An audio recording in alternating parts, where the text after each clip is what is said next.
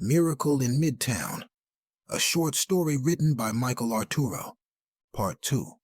The story was buried on page 11 of the New York Post, but it spread faster than a Queen's fire on a windy day.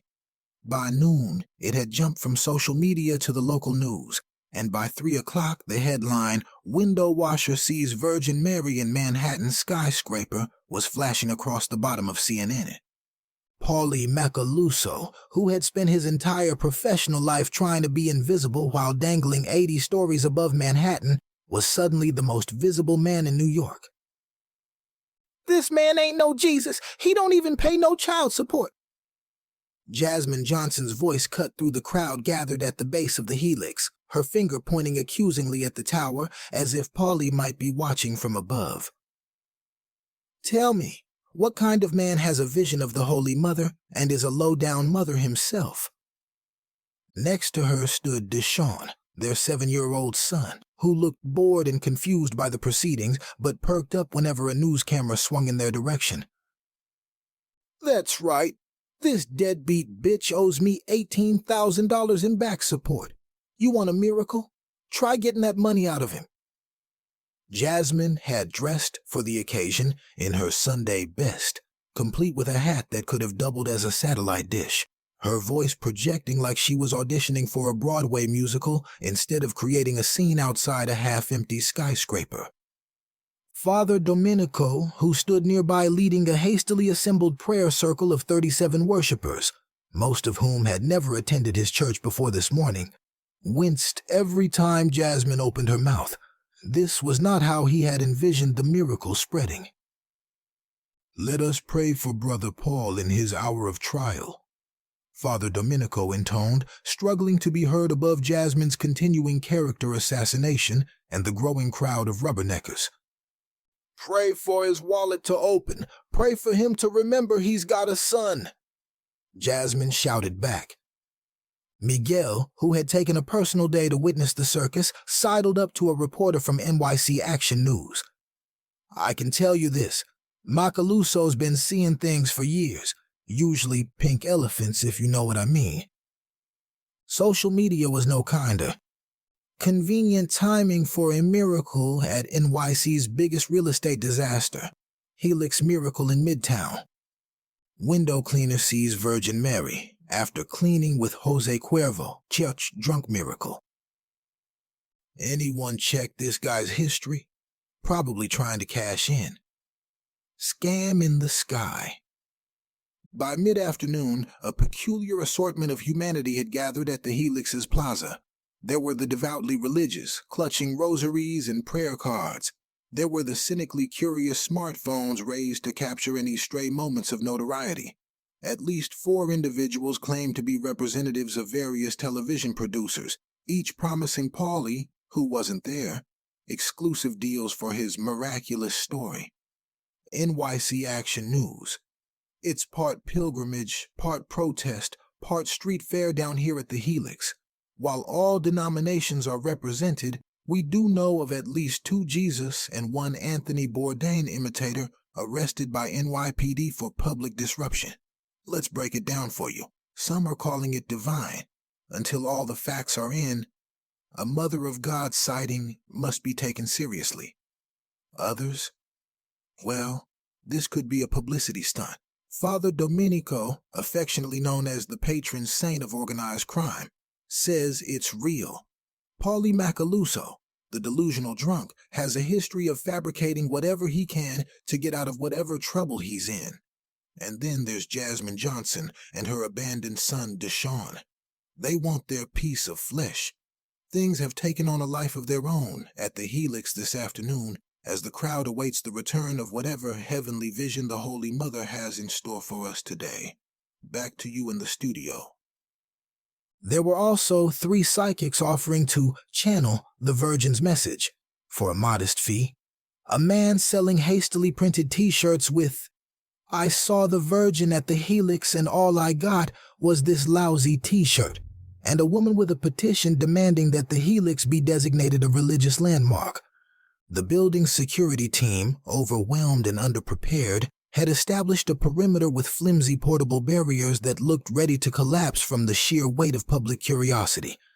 The Helix's owners, a consortium of investors already hemorrhaging money on the troubled project, issued a terse statement through their spokesperson, an aggressively cheerful woman named Brittany, who looked like she might shatter from the strain of maintaining her smile. "We are aware of the alleged incident and remind the public that the Helix remains private property. The scheduled maintenance of the building's facade will continue as planned." When asked if the building would allow independent verification of the supposedly miraculous window, Brittany's smile tightened to the point of facial paralysis. "We have no further comment at this time." "What about the window?" "Are you replacing it?"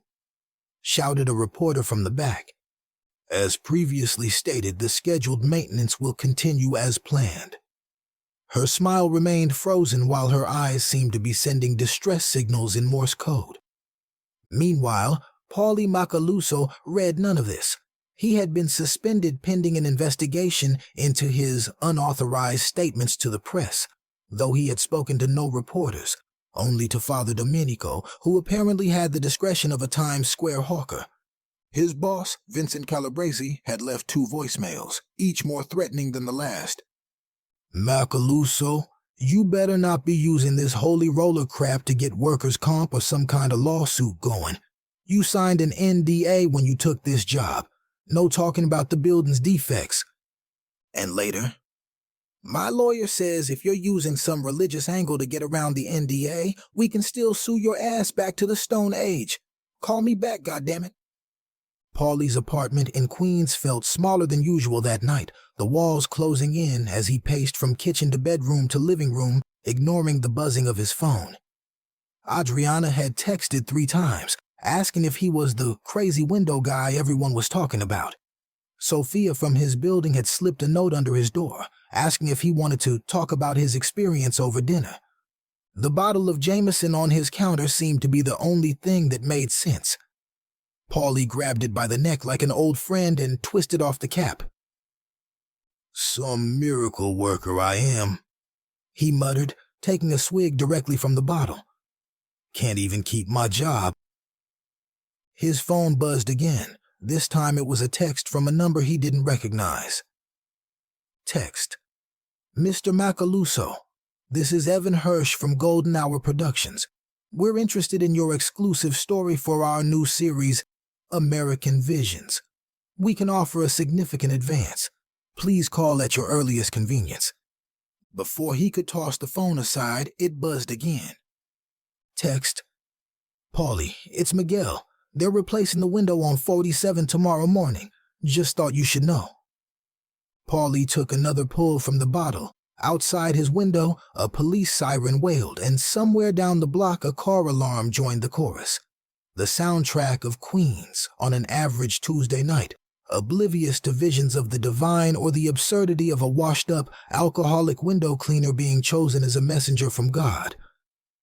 He looked down at his hands, calloused, scarred, and trembling. These were not the hands of a miracle worker. These were the hands that had pushed Celia away, that had failed to support a son, that reached more reliably for a bottle than for redemption. The Holy Mother had made a cosmic clerical error. She had chosen the wrong man. And yet, he couldn't shake the image of her face in the glass, her sadness, her purpose, the certainty that she had chosen him specifically. Despite everything, despite his failures, despite his unworthiness. Paulie set down the bottle. He grabbed his jacket and headed for the door. He needed to see it again if they were replacing the window tomorrow. He needed to know if the miracle was real or just another delusion in a lifetime of self-deception.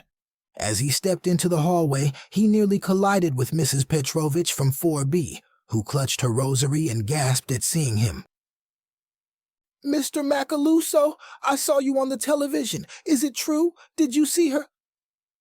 Paulie hesitated, suddenly aware of how this simple question would define whatever came next. Finally, he nodded, his voice rough with whiskey and emotion. "Yes, Mrs. Petrovich. I saw her. Now I gotta see her again before they take that window down." Mrs. Petrovich crossed herself and smiled. "Then I will pray for you, Mr. Macaluso. God doesn't choose the qualified. He qualifies the chosen." Paulie wanted to tell her that if that were God's plan, he would need a lot of qualifications for someone like Paulie Macaluso.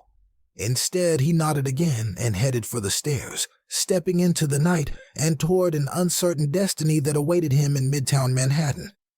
Behind him, Mrs. Petrovich was already on her phone, speaking rapid-fire Russian, no doubt spreading the word that she had just met the miracle man himself.